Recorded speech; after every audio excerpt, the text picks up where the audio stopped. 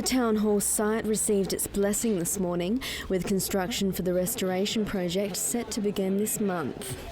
With the contract between the Christchurch City Council and Hawkins Construction now signed, the city should expect a fully restored town hall within the next 3 years. We've worked very hard alongside the council and the council team to ensure that that's a realistic timeframe.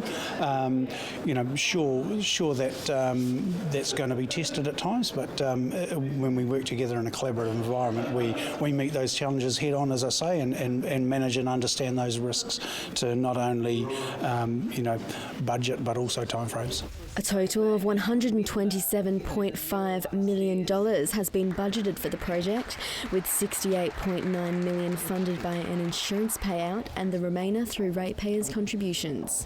The Category 1 heritage building was originally opened in 1972 and has played a part in just about every Cantabrian's life. Look, everyone I've spoken to, not so much in my circles, but everyone I've spoken to is really pleased that the town hall's been replaced or being revamped. I mean, we've only got so many historical buildings left in Christchurch, and I think it's important that we make an effort to save those that we can. The restoration work will include a reconfiguration of the James Hay Theatre, seeing to the needs of the growing performing arts community in Christchurch. Because the James Hay was originally designed to be a theatre, the makeover will ensure the venue is adaptable, with retractable seating and making sure it has the right acoustics.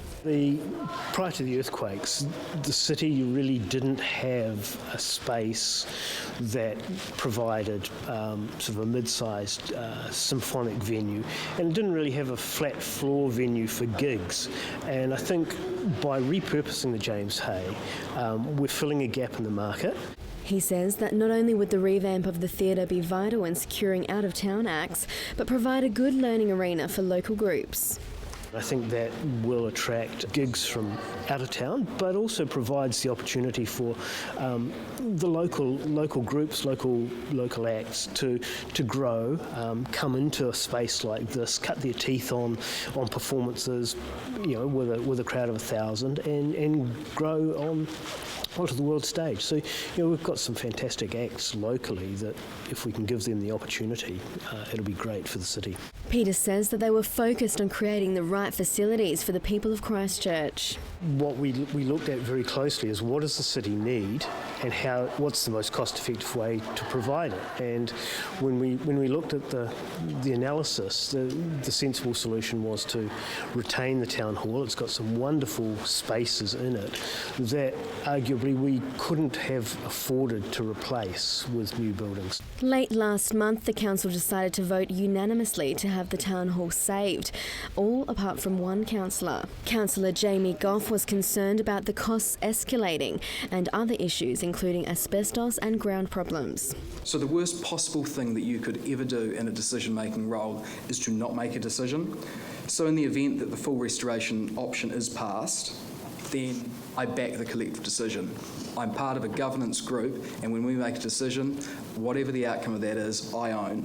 You know how I feel about it. I've been upfront and honest with you about my concerns with it, but I won't pick holes in it. And it's my job to ensure that we make the best go of it that we can. However, he chose to back the other councillors despite his concerns. And they'll be hoping to get the same turnout when it reopens again to the public in 2018. Chelsea Daniels, CTV News.